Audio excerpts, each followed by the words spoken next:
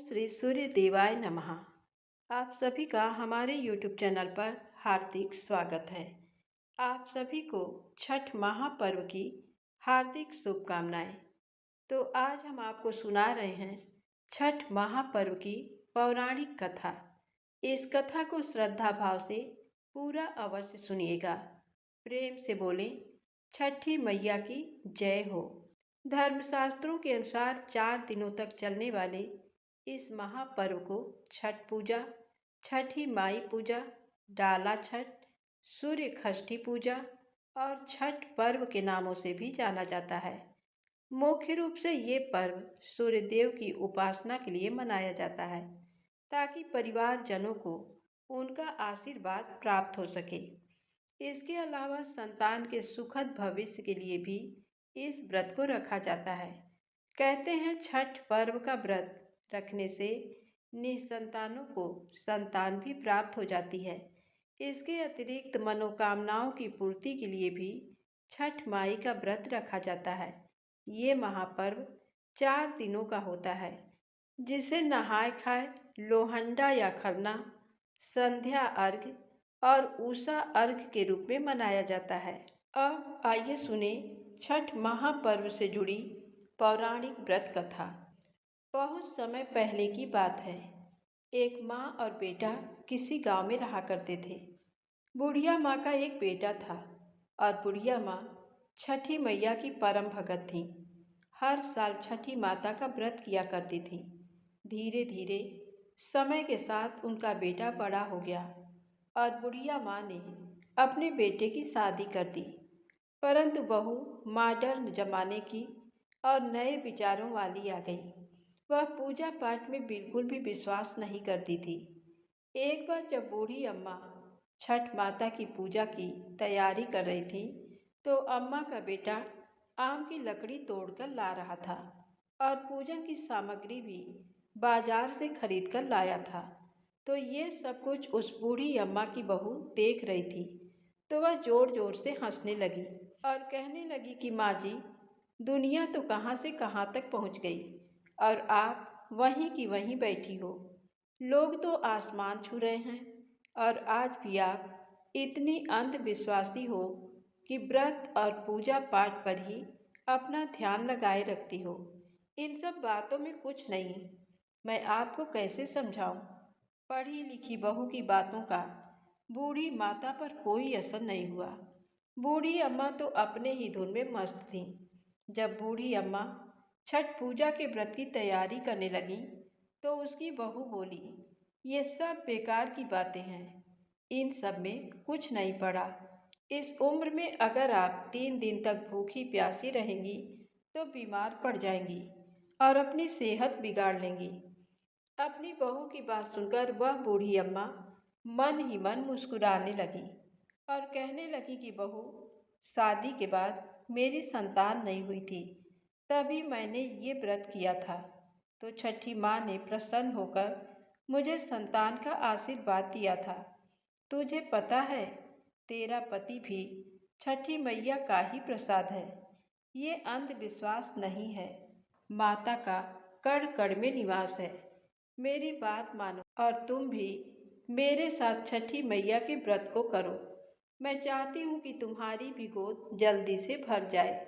अगर तुम छठी मैया की पूजा पाठ और व्रत करोगी तो तुम्हें माता के आशीर्वाद से संतान की प्राप्ति अवश्य होगी। लेकिन नए विचारों वाली बहू पर सास की बात का कोई भी असर नहीं हुआ। वह मुंह टेढ़ा करके सासू माँ से कहने लगी कि मुझे कौन सा दुख है जो मैं इस पूजा पाठ को करूं। मैं तो अपने जीवन में बहुत ही खुश हूँ। मुझे इतना सुंदर पति मिला है। जीवन में मुझे सब कुछ मिल गया। आलीशान घर है, खाने पीने की कोई कमी नहीं है। पूरे गांव में मुझ जैसा धनवान कोई भी नहीं है। तो मैं जानबूझकर 3 दिनों तक क्यों भूखी मरूं? उसकी सास ने उसे कई बार समझाया, लेकिन उस पर अपनी सास की बातों का कोई भी असर नहीं हुआ। वह तो नास्तिक थी, बार बार छठी माता की बुराई किए जा रही थी। तभी उसका पति वहां पर आ गया। उसने भी उसे समझाने की कोशिश की और कहा कि देखो, देवी देवताओं के आगे अहंकार करना ठीक नहीं है। तुम भी व्रत पूजा पाठ करने में मेरी माता का सहयोग करो और चाहो तो तुम भी व्रत कर सकती हो। लेकिन उसने अपने पति की बात भी नहीं मानी। पति बार बार समझाते समझाते थक गया और बोला कि ठीक है, तुम्हें जो करना है वह करो।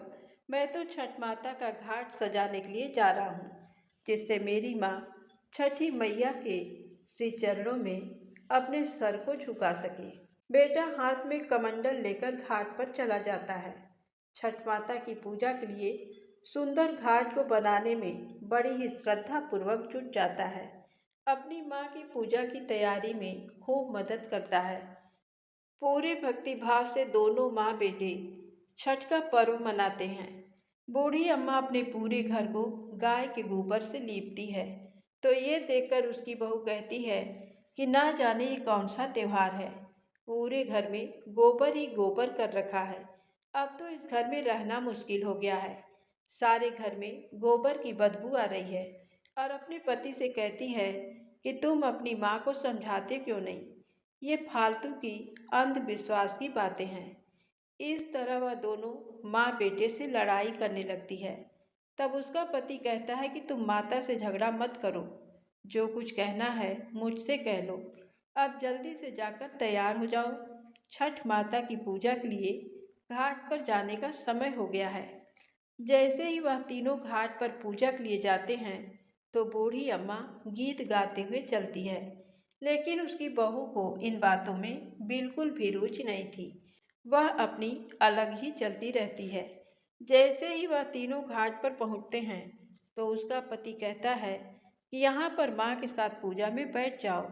लेकिन वह कहती है कि मैं यहाँ पर नहीं बैठने वाली, मैं तो मेला लगा है उसे देखने के लिए जाऊंगी।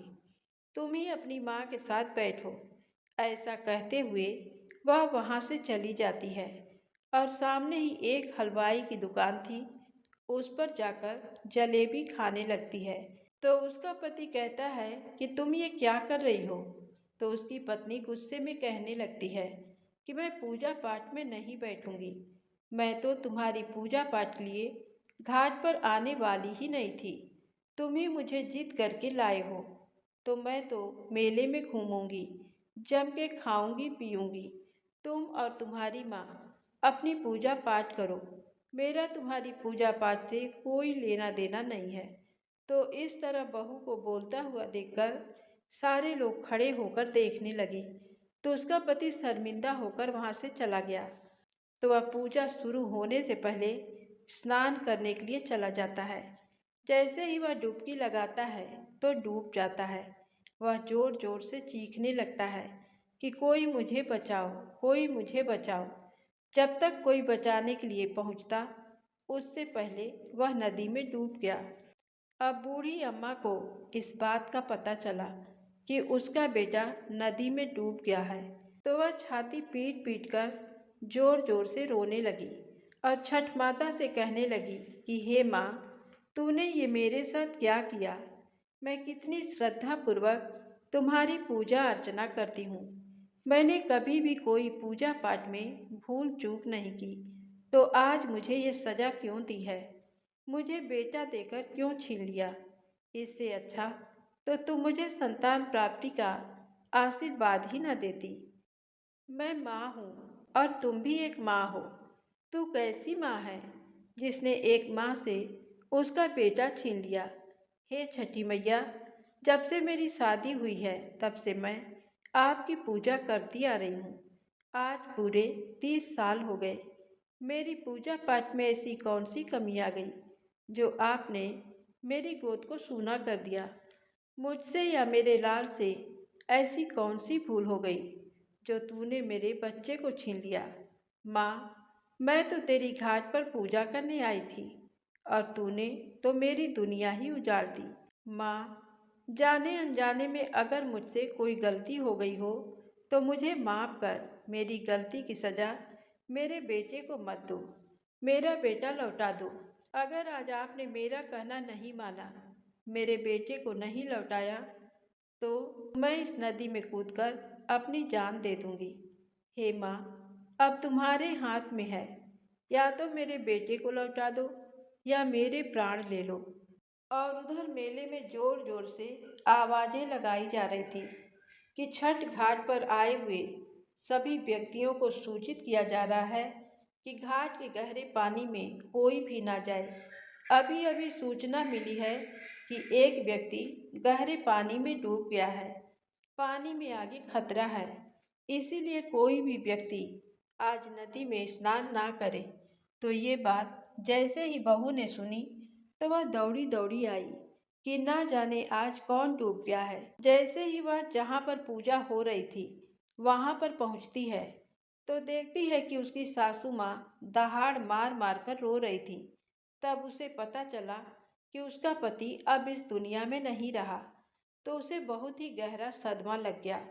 वह भी जोर जोर से चीखने लगी और रोने लगी। चीख चीख कर बूढ़ी माँ से पूछने लगी कि मैंने तो पहले ही कहा था कि माँ, तुम छठ वट के पूजा पाठ में मत पड़ो। ये सब ढोंग है, अंधविश्वास है। आपने मेरा कहना नहीं माना। आपकी वजह से आज मेरा पति मुझसे दूर चला गया है। इस तरह वह अपनी सासू माँ को भला बुरा कहने लगी और साथ ही छठ माता को भी कोसने लगी। इस घटना को देखकर वहां खड़े सभी लोगों की सांसें रुक गईं।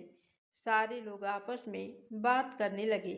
लोग छठ माता को पुकारने लगे, कहने लगे कि हे माँ, आज इस बुढ़िया की पुकार सुन लो, इसे इसका पुत्र लौटा दो। तो छठ माता तो बहुत ही दयालु हैं। वह अपने भक्तों को कभी भी निराश नहीं करती, कभी भी उन्हें बेसहारा और उदास नहीं छोड़ती।